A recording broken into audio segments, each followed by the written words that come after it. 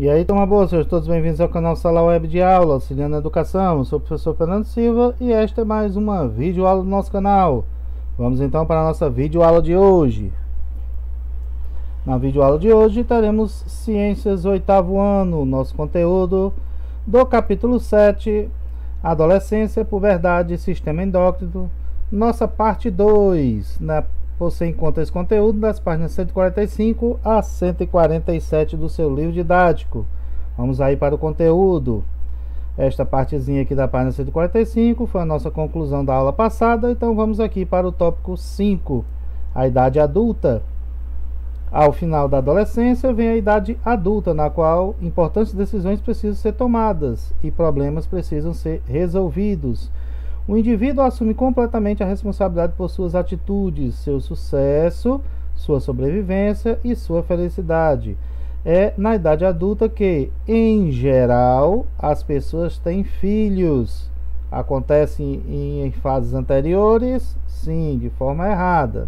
Em geral, é para ser na idade adulta. E experimentam novas e diferentes experiências ligadas ao fato de serem pais e mães. É também nessa época que as pessoas desenvolvem suas carreiras profissionais. Preocupações ligadas ao dinheiro e ao trabalho estão presentes em quase todos os lares. São algumas das características da chamada idade adulta. Tópico 6. O envelhecimento, certo? Entre 45 e 60 anos de idade, os sinais do envelhecimento já podem ser notadas. A pele vai perdendo a elasticidade e ficando enrugada. Os músculos já não estão tão fortes e já há cabelos brancos. Então você tem aqui como exemplo, né, a diferença aqui do envelhecimento, né, os efeitos do envelhecimento em diversas partes do corpo, como a comparação da mão de uma criança com a mão de um idoso. Ok? A visão, a audição e a memória começam a perder seu potencial. Então, várias funções vão diminuindo seu potencial ao longo dos anos. Surgem, muitas vezes, indícios de futuros problemas de saúde. Pode acontecer? Pode. Pode não acontecer? Pode. Certo? Que poderão se agravar em idades mais avançadas. Quanto maior for a idade, mais chances de problemas de saúde. Isso aí é um fato, principalmente a questão da nossa imunidade, ok? Nas mulheres ocorre a menopausa, que seria esta menopausa, período em que o ciclo menstrual fica irregular, não tem mais aquela regularidade. Vinha sempre a cada 28 dias, começava um novo ciclo, terminava 28 dias depois que começou o primeiro, voltou novamente. Só que aí começa a ficar irregular, períodos maiores, períodos menores ainda, até chegar num ponto de parar completamente, certo? Tem algumas que o ciclo vai diminuindo os dias até chegar num ponto que não acontece mais a menstruação, ok? O ciclo menstrual, ela para. A menopausa se deve à alteração na capacidade do organismo de produzir hormônios sexuais, que a gente já comentou aqui, que dão as características, certo? Por causa dessas alterações hormonais, na menopausa, as mulheres costumam sentir calores repentinos e suor excessivo. Estudos científicos vêm tornando possível atenuar ou resolver alguns dos problemas que acompanham a velhice. Além disso, a expectativa de vida vem crescendo em nosso país, ou seja, o que significa a expectativa de vida está crescendo. É cada vez mais longa a vida média dos brasileiros, estão vivendo mais anos, né? Manter-se ativo física e intelectualmente, não basta só cuidar do físico, mas sim também da mente, é uma importante condição para permanecer saudável e disposto na chamada melhor idade, durante o período do envelhecimento, certo? Essa é a fase em que muitas pessoas passam a dedicar mais tempo à sua saúde, sua família, às suas atividades preferidas e também a muitos dos planos que, devido a tribulação da fase anterior, da fase adulta, não puderam ainda ser realizados. A sabedoria do envelhecimento, com paz, saúde e bons hábitos criados ao longo da vida, deve trazer a certeza de que ainda se tem muito a fazer para realizar planos e manter-se ativo e principalmente feliz. A partir deste ponto do capítulo, você vai aprender um pouco sobre o sistema endócrino. Olha aí, vamos para a nossa próxima parte, né? E, como consequência, poderá entender o que é a diabetes ou diabetes melito, em que diferem seus dois tipos, diabetes tipo 1 e tipo 2, e como pode ser controlada para não oferecer sérios riscos aos seus portadores. Então, vamos aí ao tópico 7, o controle das funções do corpo, ok? Dois sistemas coordenam funções do corpo, então preste bem atenção nesses dois sistemas.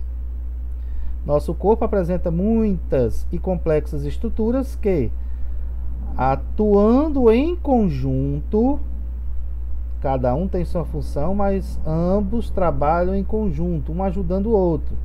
São responsáveis pela manutenção da saúde e do bem-estar. Para que a atuação de todas as partes do corpo seja harmoniosa, é necessária a coordenação de suas atividades, ou seja, tem que ter algum meio que comande todas as funções, para que elas façam o seu devido trabalho corretamente. Função desempenhada pelo sistema nervoso e pelo sistema endócrino. Então, são os dois sistemas que coordenam todas as funções do nosso corpo, para que elas façam seu devido trabalho de forma correta. Sistema nervoso e sistema endócrino.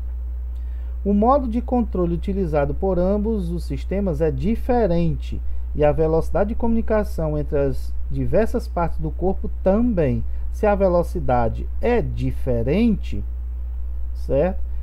Então, nós vamos ter, se a forma de controlar é diferente, a velocidade, se ele vai mandar a resposta mais rápido ou mais lento, também vai ser diferente.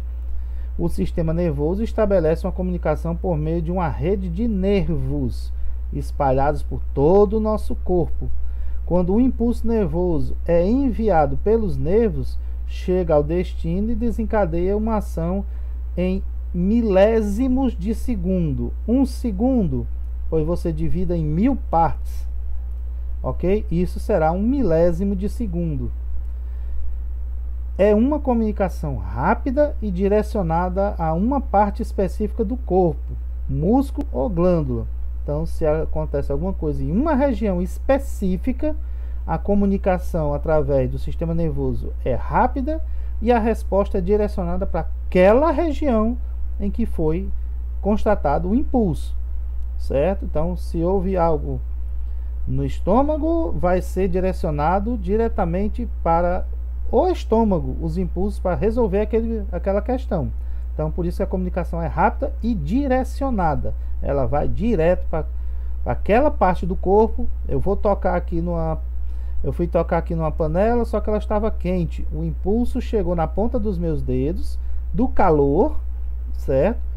E automaticamente você vê que você tocou na panela quente, rapidinho você puxa a mão, né? Porque você sentiu o calor. Então, o impulso aí foi de comunicação, de forma comunicada rápida e direcionada, fazendo com que você se afastasse da panela quente, ok? Então, esse aí é o papel do sistema nervoso. O sistema endócrino utiliza hormônios. O sistema endócrino não usa nervos nem impulsos nervosos. Então, você já pode imaginar que ele não é tão rápido como a resposta do sistema nervoso. Esse sistema utiliza a corrente sanguínea como meio de transporte para substâncias específicas, ou seja, os chamados hormônios. Pelo sangue, os hormônios espalham-se por todo o corpo, chegando a todas as suas células. Desencadeiam, porém, reações apenas nas células sensíveis a eles. A comunicação por meio de hormônios é um pouco mais demorada que por impulsos nervosos. Acabamos de ver isso.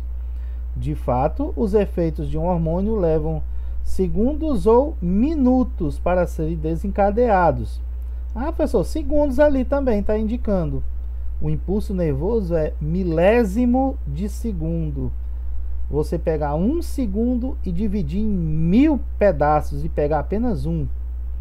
Aqui nós estamos falando de segundos inteiros e até minutos para poder acontecer uma resposta do nosso corpo, levando-se em consideração um hormônio.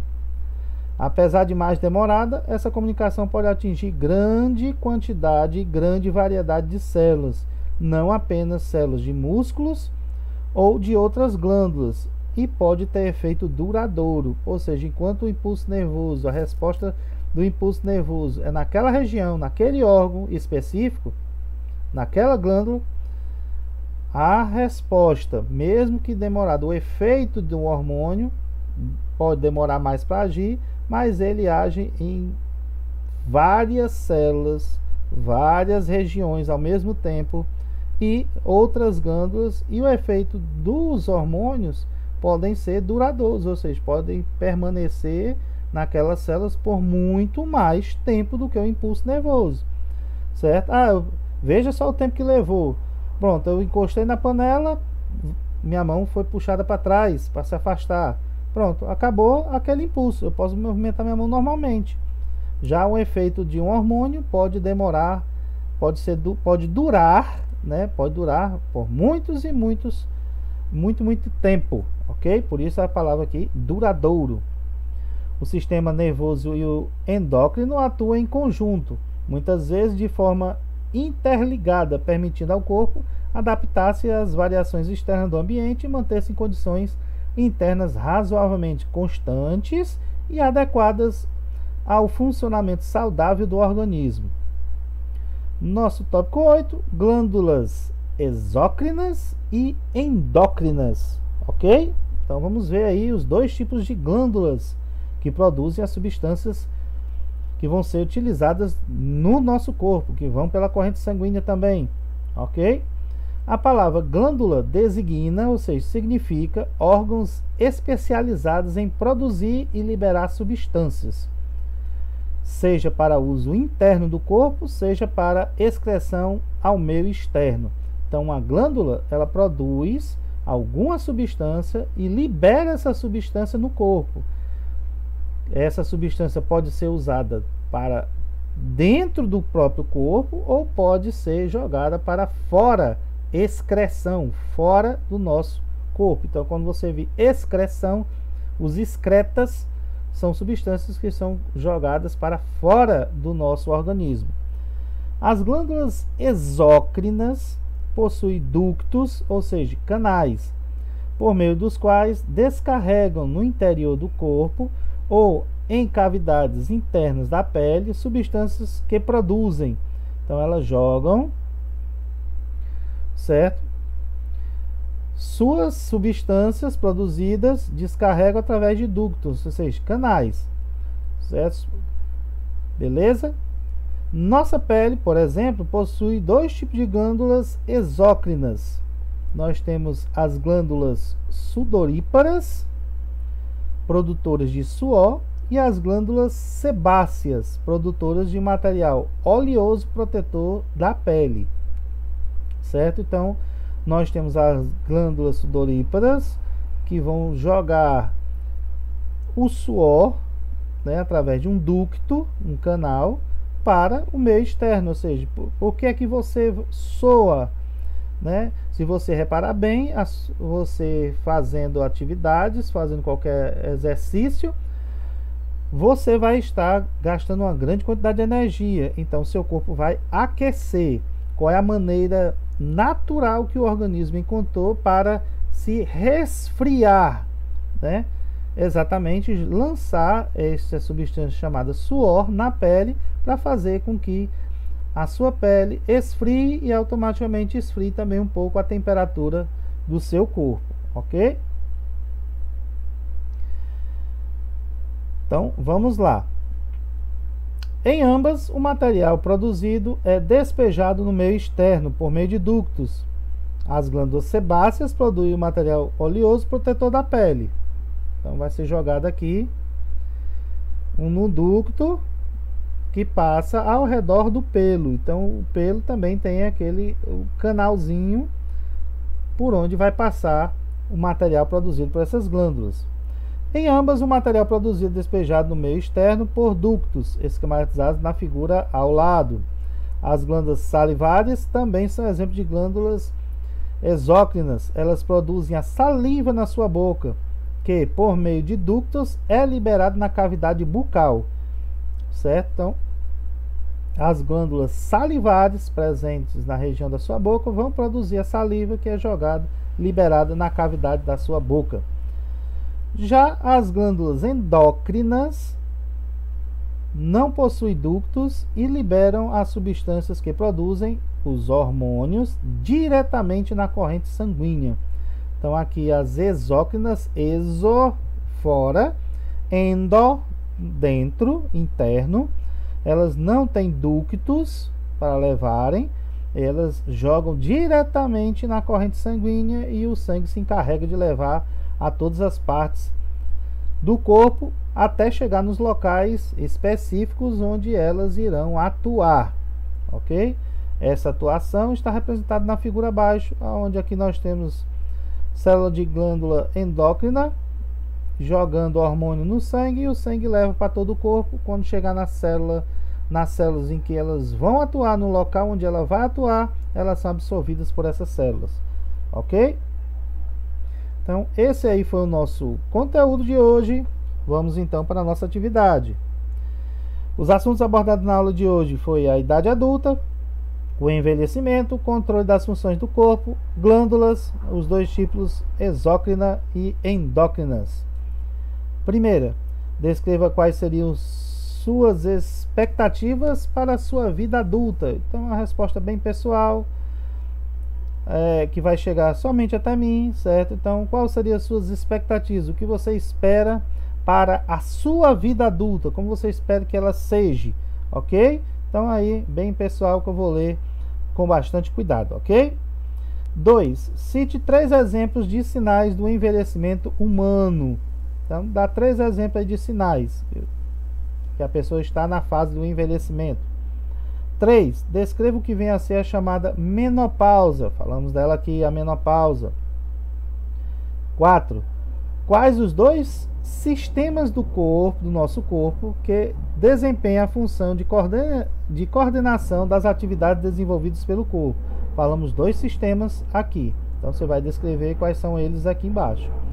5. Descreva o significado designado pela palavra glândula.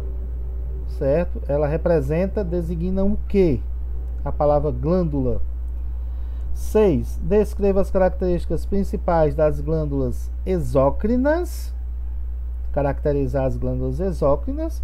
E na 7, descreva as principais características das glândulas endócrinas. Ok? Então, essa aí foi a nossa atividade. Esse foi o nosso conteúdo. E esta foi mais uma videoaula do nosso canal.